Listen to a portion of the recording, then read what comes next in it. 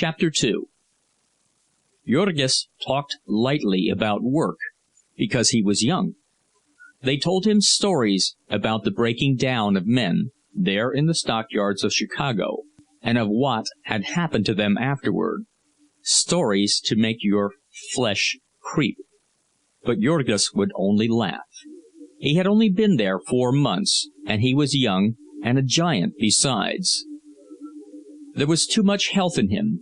He could not even imagine how it would feel to be beaten. "That is well enough for men like you," he would say. "Silpness, puny fellows, but my back is broad."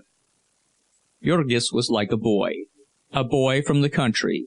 He was the sort of man the bosses like to get hold of, the sort they make it a grievance they cannot get hold of.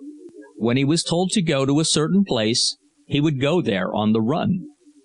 When he had nothing to do for the moment, he would stand around fidgeting, dancing, with the overflow of energy that was in him.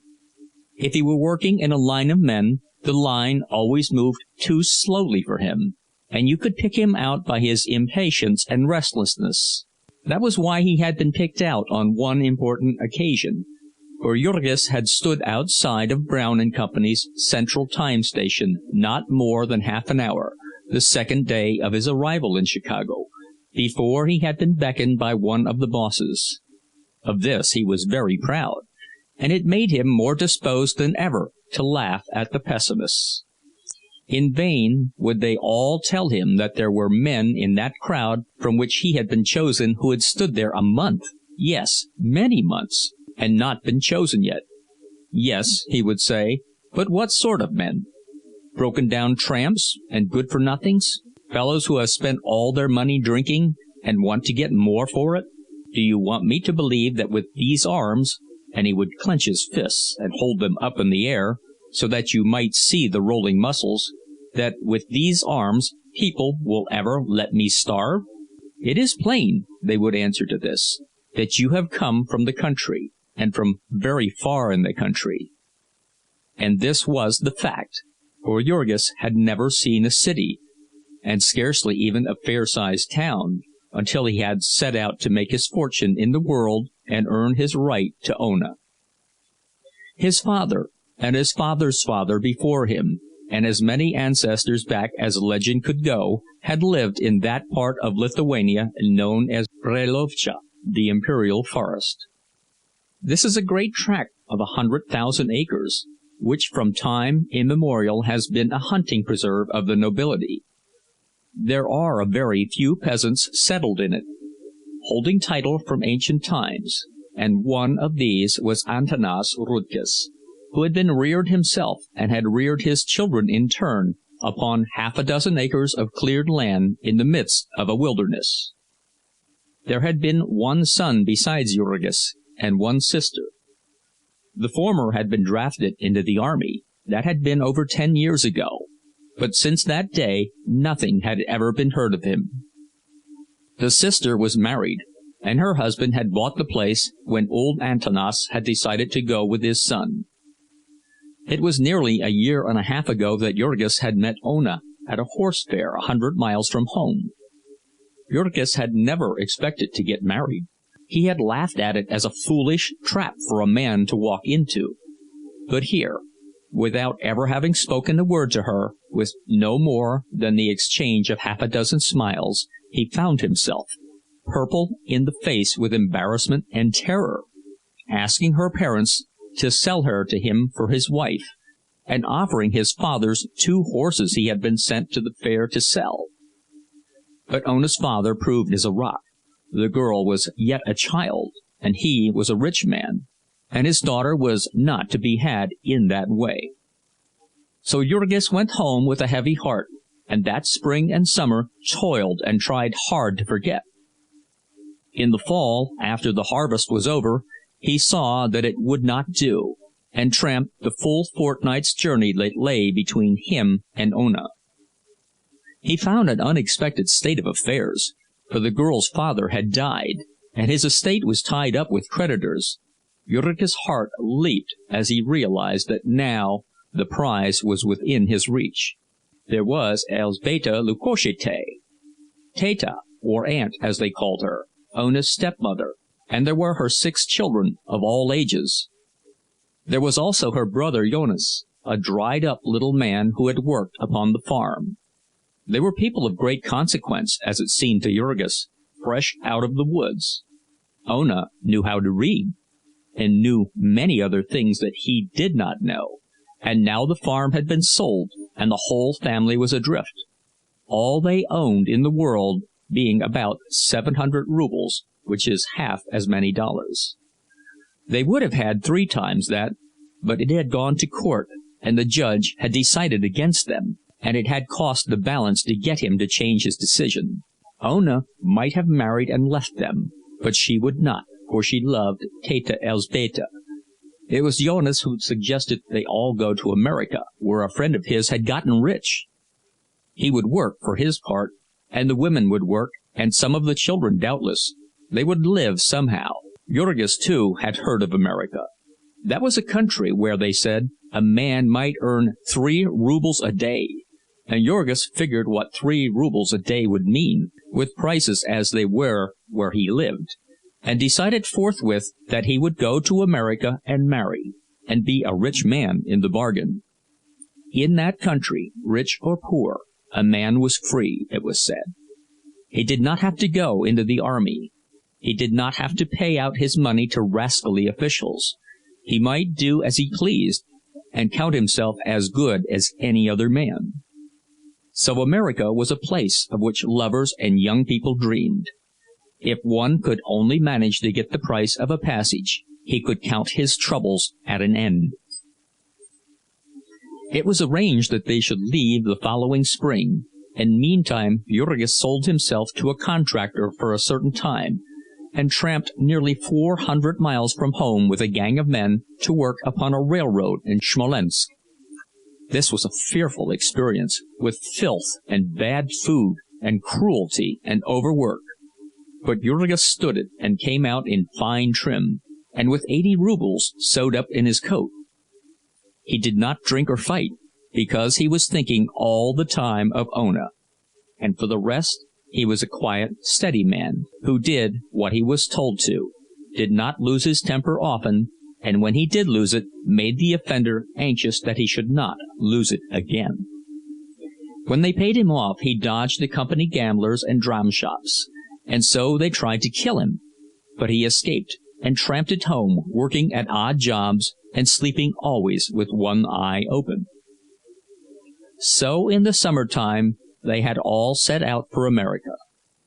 At the last moment there joined them Maria Bachinskas, who was a cousin of Ona's.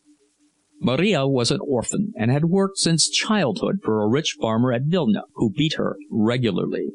It was only at the age of 20 that it had occurred to Maria to try her strength, when she had risen up and nearly murdered the man, and then come away. There were 12 in all in the party, 5 adults and 6 children, and Ona, who was a little of both.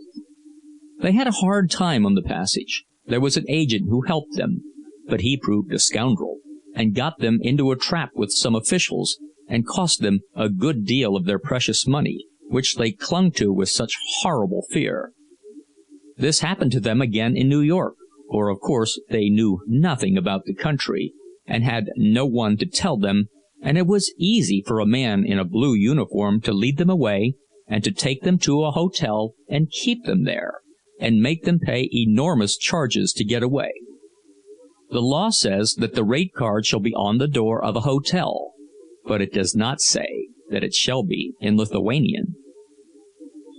It was in the stockyards that Jona's friend had gotten rich, and so to Chicago the party was bound. They knew that one word, Chicago, and that was all they needed to know, at least until they reached the city. Then, tumbled out of the cars without ceremony, they were no better off than before. They stood staring down the vista of Dearborn Street, with its big black buildings towering in the distance, unable to realize that they had arrived, and why, when they said Chicago, people no longer pointed in some direction, but instead looked perplexed, or laughed, or went on without paying any attention. They were pitiable in their helplessness. Above all things they stood in deadly terror of any sort of person in official uniform. And so, whenever they saw a policeman, they would cross the street and hurry by. For the whole of the first day, they wandered about in the midst of deafening confusion, utterly lost. And it was only at night that, cowering in the doorway of a house, they were finally discovered and taken by a policeman to the station. In the morning an interpreter was found, and they were taken and put upon a car and taught a new word: stockyards. Their delight at discovering that they were to get out of this adventure without losing another share of their possessions it would not be possible to describe. They sat and stared out of the window. They were on a street which seemed to run on forever, mile after mile, 34 of them, if they had known it, and each side of it one uninterrupted row of wretched little 2-story frame buildings. Down every side street they could see, it was the same. Never a hill, and never a hollow, but always the same endless vista of ugly and dirty little wooden buildings. Here and there would be a bridge crossing a filthy creek, with hard-baked mud shores and dingy sheds and docks along it. Here and there would be a railroad crossing, with a tangle of switches, and locomotives puffing, and rattling freight cars filing by. Here and there would be a great factory, a dingy building with innumerable windows in it, and immense volumes of smoke pouring from the chimneys, darkening the air above, and making filthy the earth beneath. But after each of these interruptions, the desolate procession would begin again, the procession of dreary little buildings. A full hour before the party reached the city, they had begun to note the perplexing changes in the atmosphere. It grew darker all the time, and upon the earth the grass seemed to grow less green. Every minute, as the train sped on, the colors of things became dingier. The fields were grown parched and yellow, the landscape hideous and bare. And along with the thickening smoke, they began to notice another circumstance, a strange, pungent odor. They were not sure that it was unpleasant, this odor. Some might have called it sickening, but their taste in odors was not developed, and they were only sure that it was curious. Now, sitting in the trolley car, they realized that they were on their way to the home of it, that they had traveled all the way from Lithuania to it. It was now no longer something far off and faint that you caught in whiffs. You could literally taste it as well as smell it. You could take hold of it, almost, and examine it at your leisure. They were divided in their opinions about it. It was an elemental odor, raw and crude. It was rich, almost rancid, sensual and strong. There were some who drank it in as if it were an intoxicant. There were others who put their handkerchiefs to their faces. The new immigrants were still tasting it, lost in wonder, when suddenly the car came to a halt, and the door was flung open, and a voice shouted, "Stockyards!" They were left standing upon the corner, staring. Down a side street there were 2 rows of brick houses, and between them a vista. Half a dozen chimneys, tall as the tallest of buildings, touching the very sky, and leaping from them half a dozen columns of smoke, thick, oily, and black as night. It might have come from the center of the world, this smoke, where the fires of the ages still smolder. It came as if self-impelled, driving all before it, a perpetual explosion. It was inexhaustible. One stared, waiting to see it stop, but still the great streams rolled out.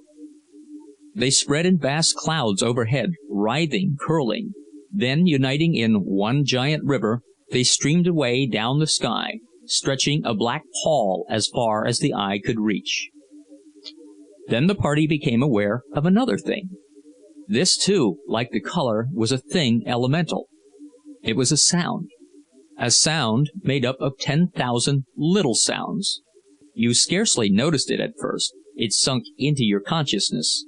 A vague disturbance, a trouble. It was like the murmuring of the bees in the spring, the whisperings of the forest.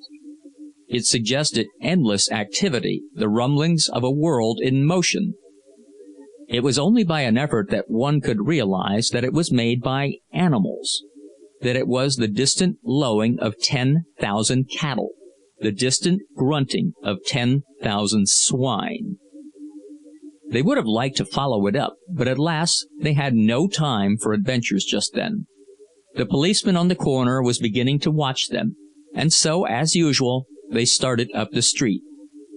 Scarcely had they gone a block, however, before Jonas was heard to give a cry, and began pointing excitedly across the street. Before they could gather the meaning of his breathless ejaculations, he had bounded away, and they saw him enter a shop over which was a sign, J. Shedvilas, Delicatessen. When he came out again, it was in company with a very stout gentleman in shirt-sleeves and an apron, clasping Jonas by both hands and laughing hilariously. Then Theda Elzbieta recollected suddenly that Shedvilas had been the name of the mythical friend who had made his fortune in America. To find that he had been making it in the delicatessen business was an extraordinary piece of good fortune at this juncture. Though it was well on in the morning, they had not breakfasted, and the children were beginning to whimper. Thus was the happy ending to a woeful voyage. The two families literally fell upon each other's necks, for it had been years since Jokubas Shedvilas had met a man from his part of Lithuania. Before half the day they were lifelong friends. Jokubas understood all the pitfalls of this new world, and could explain all of its mysteries. He could tell them the things they ought to have done in the different emergencies, and what was still more to the point, he could tell them what to do now. He would take them to Poni Anile, who kept a boarding-house the other side of the yards. Old Mrs. Yuknine, he explained, had not what one would call choice accommodations, but they might do for the moment. To this, Theda Elzbieta hastened to respond that nothing could be too cheap to suit them just then, for they were quite terrified over the sums they had had to expend. A very few days of practical experience in this land of high wages had been sufficient to make clear to them the cruel fact that it was also a land of high prices, and that in it the poor man was almost as poor as in any other corner of the earth. And so there vanished in a night all the wonderful dreams of wealth that had been haunting Jurgis. What had made the discovery all the more painful was that they were spending, at American prices, money which they had earned at home rates of wages, and so were really being cheated by the world. The last 2 days they had all but starved themselves. It made them quite sick to pay the prices that the railroad people asked them for food. Yet when they saw the home of the widow Yuknine, they could not but recoil. Even so, in all their journey they had seen nothing so bad as this. Poni Anile had a 4-room flat in one of that wilderness of 2-story frame tenements that lie back of the yards. There were 4 such flats in each building, and each of the 4 was a boarding-house for the occupancy of foreigners, Lithuanians, Poles, Slovaks, or Bohemians. Some of these places were kept by private persons, some were cooperative. There would be an average of half a dozen boarders to each room. Sometimes there were 13 or 14 to one room, 50 or 60 to a flat. Each one of the occupants furnished his own accommodations, that is, a mattress and some bedding. The mattresses would be spread upon the floor in rows, and there would be nothing else in the place except a stove.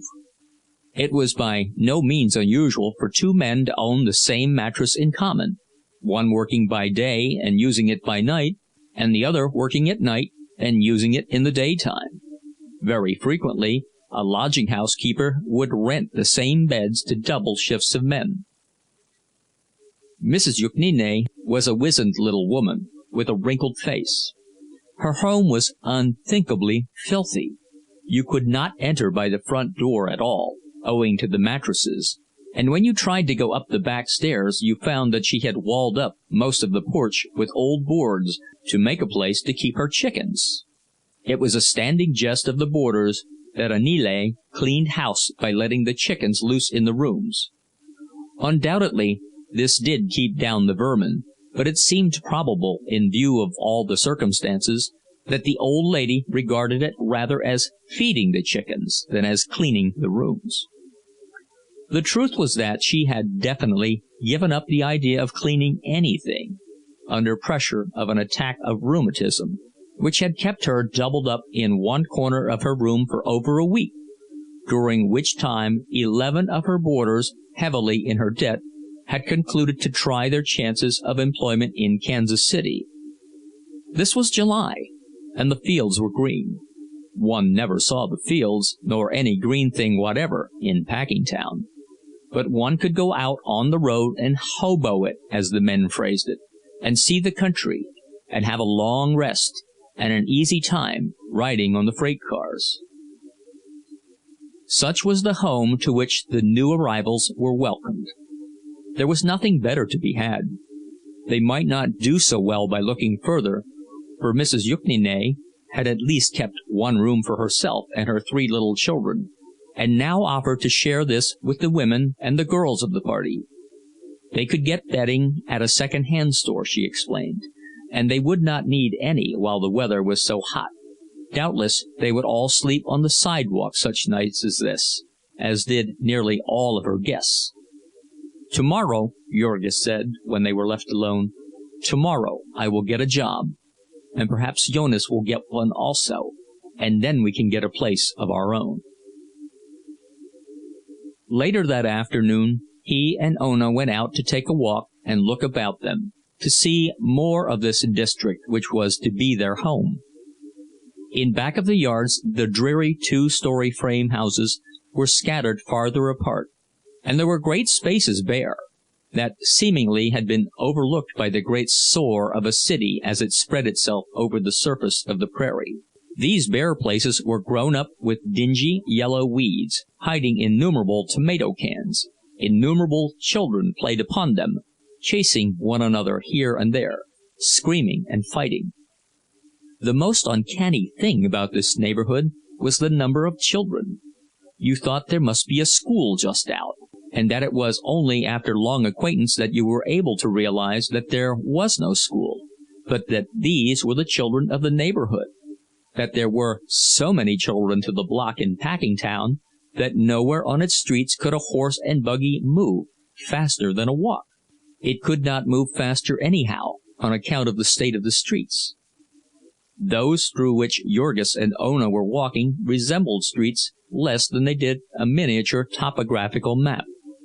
The roadway was commonly several feet lower than the level of the houses, which were sometimes joined by high boardwalks. There were no pavements. These were mountains and valleys and rivers, gullies and ditches, and great hollows full of stinking green water. In these pools the children played, and rolled about in the mud of the streets. Here and there one noticed them digging in it after trophies which they had stumbled on. One wondered about this, as also about the swarms of flies which hung about the scene, literally blackening the air, and the strange fetid odor which assailed one's nostrils, a ghastly odor, of all the dead things of the universe. It impelled the visitor to questions, and then the residents would explain, quietly, that all this was made land, and that it had been made by using it as a dumping ground for the city garbage. After a few years the unpleasant effect of this would pass away, it was said. But meantime, in hot weather, and especially when it rained, the flies were apt to be annoying. Was it not unhealthful, the stranger would ask, and the residents would answer, perhaps, but there is no telling. A little way farther on, and Jurgis and Ona, staring open-eyed and wondering, came to the place where this made ground was in the process of making. Here was a great hole, perhaps 2 city blocks square, and with long files of garbage wagons creeping into it. The place had an odor for which there are no polite words, and it was sprinkled over with children who raked in it from dawn till dark. Sometimes visitors from the packing houses would wander out to see this dump, and they would stand by and debate as to whether the children were eating the food they got or merely collecting it for the chickens at home. Apparently, none of them ever went down to find out. Beyond this dump there stood a great brickyard with smoking chimneys. First they took out the soil to make bricks, and then they filled it up again with garbage, which seemed to Jurgis and Ona a felicitous arrangement, characteristic of an enterprising country like America. A little way beyond was another great hole, which they had emptied and not yet filled up. This held water, and all summer it stood there, with the nearby soil draining into it, festering and stewing in the sun, and then when winter came, somebody cut the ice on it and sold it to the people of the city. This too seemed to the newcomers an economical arrangement, for they did not read the newspapers, and their heads were not full of troublesome thoughts about germs.